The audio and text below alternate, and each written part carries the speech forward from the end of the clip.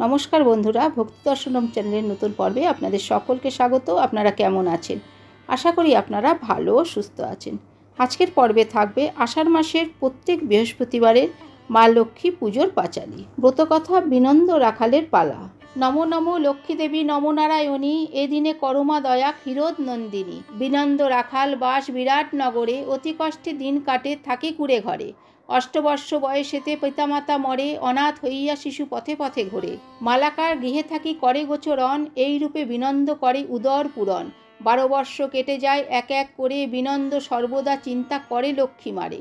নিত্যকার মতো গরু লয়ে মাঠে যায়, সহসা ভীষণ ঝড় উঠিল তথায়। ধেনুগণে বিনন্দ না পাইল দেখিতে, এক মনে কমলারে লাগিল ডাকিতে। ভক্তাধীনা লক্ষ্মীমাতা ভক্তের কান্নায়, বিনন্দের নিকটেতে আসিল তরায়। আসি লক্ষ্মী বিনন্দরে কোলে তুলে লন, ভয় নাই ওরে বাছা করোনা ক্রন্দন। এতদিন দুঃখ পেলে চড়াই গোধন, আমি যাহা বলি এবে করহ শ্রবণ।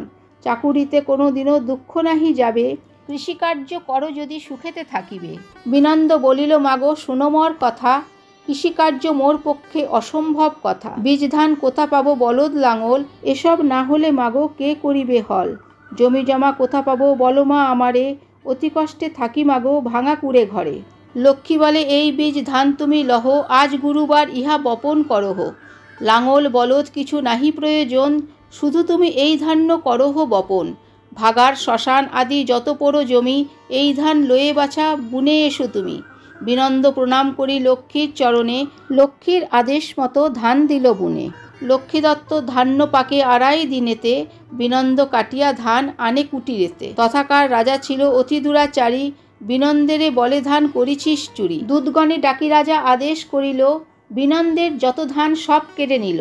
কাঁদিয়া বিনন্দ করে লক্ষ্মীর স্মরণ, অভয় দানিল লক্ষ্মী দিয়া দর্শন। স্বপ্নে লক্ষ্মী মহারাজে লাগিল বলিতে, বিনন্দ আমার পুত্র জানিও মনেতে। কন্যাসহ তারে তুমি অর্ধরাজ্য দিবে, আদেশ লঙ্ঘিলে রাজ্য ছাড়খাড়ে যাবে।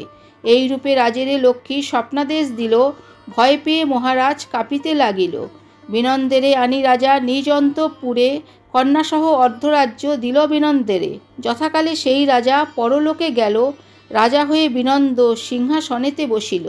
মহাসুখে বিনন্দ তথায় রাজ্য করে, প্রতি গুরুবারে লক্ষ্মী পূজে ভক্তি ভরে।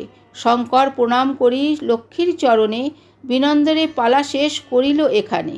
ইতি আষাঢ় মাসের ব্রতকথা সমাপ্ত।